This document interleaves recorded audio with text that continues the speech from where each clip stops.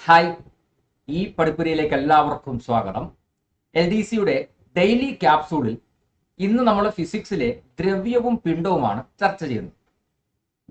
സ്ഥിതി ചെയ്യാൻ സ്ഥലം ആവശ്യമുള്ളതും ഭാരമുള്ളതുമായ ഏതൊരു വസ്തുവിനെയും പൊതുവായി നമ്മൾ പദാർത്ഥം അല്ലെങ്കിൽ ദ്രവ്യമെന്ന് വിളിക്കും. ഒരു വസ്തുവിൽ അടങ്ങിയിരിക്കുന്ന ദ്രവ്യത്തിന്റെ അളവിനെയാണ് നമ്മൾ മാസ് അഥവാ പിണ്ഡം എന്ന് വിളിക്കുന്നത്. മാസിന്റെ അടിസ്ഥാന യൂണിറ്റ് എന്ന് പറയുന്നത് കിലോഗ്രാം ആണ്, PYQ ആണ്.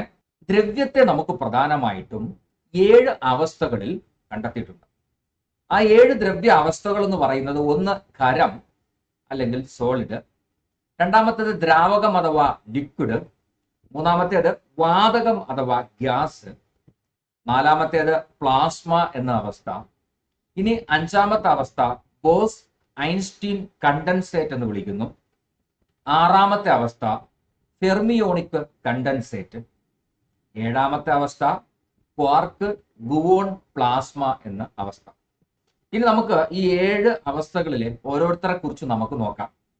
ഖരങ്ങൾ നിശ്ചിത ആകൃതിയും വ്യാപ്തവുമുള്ള പദാർത്ഥങ്ങളാണ് ഖരം എന്ന് നമ്മൾ പറയുന്നത്. നിശ്ചിത ആകൃതി കാണും, വ്യാപ്തവും കാണും, അതാണ് ഖരം.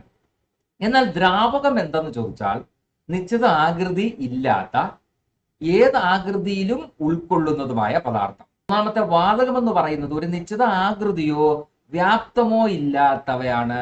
തന്മാത്രകൾ തമ്മിലുള്ള അകലം വളരെ കൂടിയ പദാർത്ഥവുമാണ്. അപ്പം ഇനി പ്ലാസ്മ, ഏറ്റവും കൂടുതൽ പരീക്ഷയ്ക്ക് ചോദിച്ചിട്ടുള്ള PYQs ഇനി നമ്മൾ പറയാൻ പോകുന്ന പ്ലാസ്മയിലാണ് കിടക്കുന്നത്.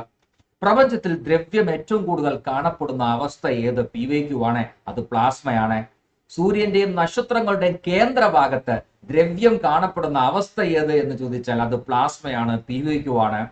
തന്മാത്രകൾ ഏറ്റവും കൂടുതൽ ക്രമരഹിതമായി കാണപ്പെടുന്ന അവസ്ഥ ചോദിച്ചാൽ അത് പ്ലാസ്മയാണ്. തന്മാത്രകൾ ഏറ്റവും കൂടുതൽ ക്രമരഹിതമായി കാണപ്പെടുന്ന അവസ്ഥ പ്ലാസ്മയാണ്. വളരെ ഉയർന്ന ഊഷ്മാവിൽ ദ്രവ്യം എത്തിച്ചേരുന്ന അവസ്ഥ ഏത് എന്ന് ചോദിച്ചാൽ അത് പ്ലാസ്മയാണ്. ഉയർന്ന താപനിലയിൽ പദാർത്ഥങ്ങൾ അയോണീകരിക്കപ്പെട്ട അവസ്ഥയിൽ നിലനിൽക്കുന്ന ആ പദാർത്ഥത്തിന്റെ അവസ്ഥ ഏത് എന്ന് ചോദിച്ചാൽ അതും പ്ലാസ്മയാണ്. ഇനി മിന്നലിൽ ദ്രവ്യം കാണപ്പെടുന്ന അവസ്ഥ ചോദിച്ചാൽ അത് പ്ലാസ്മയാണ്. ഇനി അടുത്തത് ബോസ് ഐൻസ്റ്റീൻ കണ്ടൻസേറ്റ് എന്ന് പറയുന്നത് ബോസോണുകളുടെ ഒരു വാതകത്തെ ബാഹ്യമായ പൊട്ടൻഷ്യൽ നിലനിർത്തിക്കൊണ്ട് കെൽവിൻ വളരെ അടുത്ത താപനിലയിൽ തണുപ്പിക്കുമ്പോൾ ഉണ്ടാകുന്ന ദ്രവ്യത്തിന്റെ അവസ്ഥയെ വിളിക്കുന്ന പേരാണ് ബോസ് ഐൻസ്റ്റീൻ കണ്ടൻസേറ്റ് എന്ന് പറയുന്നത്. ഈ ബോസ് ഐൻസ്റ്റീൻ കണ്ടൻസേറ്റ് എന്ന് പറയുന്ന പേര് കിട്ടാനുള്ള കാരണം സത്യേന്ദ്രനാഥ ബോസും ആൽബർട്ട് ഐൻസ്റ്റീനുമാണ് ഈ ഒരു തത്വത്തെ മുന്നോട്ട് വെച്ച വ്യക്തികൾ എന്ന് പറയുന്നത്. താഴ്ന്ന താപനിലയിലുള്ള ദ്രവ്യത്തിന്റെ അവസ്ഥയാണ് നമ്മൾ എന്ത് വിളിക്കുന്നത്? ഫെർമിയോണിക് കണ്ടൻസേറ്റ് എന്ന് നമ്മൾ വിളിക്കുന്നത്. ഇനി ഏഴാമത്തത് ക്വാർക്ക് ഗുവോൺ പ്ലാസ്മ. വളരെ ഉയർന്ന താപനിലയിലുള്ള ദ്രവ്യത്തിന്റെ അവസ്ഥയാണ് ക്വാർക്ക് ഗുവോൺ പ്ലാസ്മ. അപ്പോൾ വളരെ താഴ്ന്ന താപനിലയിലുള്ള ദ്രവ്യത്തിന്റെ അവസ്ഥയെ ഫെർമിയോണിക് കണ്ടൻസേറ്റ് എന്ന് വിളിക്കുമ്പോൾ വളരെ ഉയർന്ന താപനിലയിലുള്ള ദ്രവ്യത്തിന്റെ അവസ്ഥയെ ക്വാർക്ക് ഗുവോൺ എന്ന് നമ്മൾ വിളിക്കുന്നു. ഈ പോയിന്റ് ശ്രദ്ധിക്കണേ. PYQ ആണ്. പ്രപഞ്ചത്തിലെ എല്ലാ പദാർത്ഥങ്ങളിലും കാണപ്പെടുന്ന അടിസ്ഥാനപരമായ പ്രാഥമിക കണങ്ങളാണ് ക്വാർക്ക് എന്ന് പറയുന്നത്.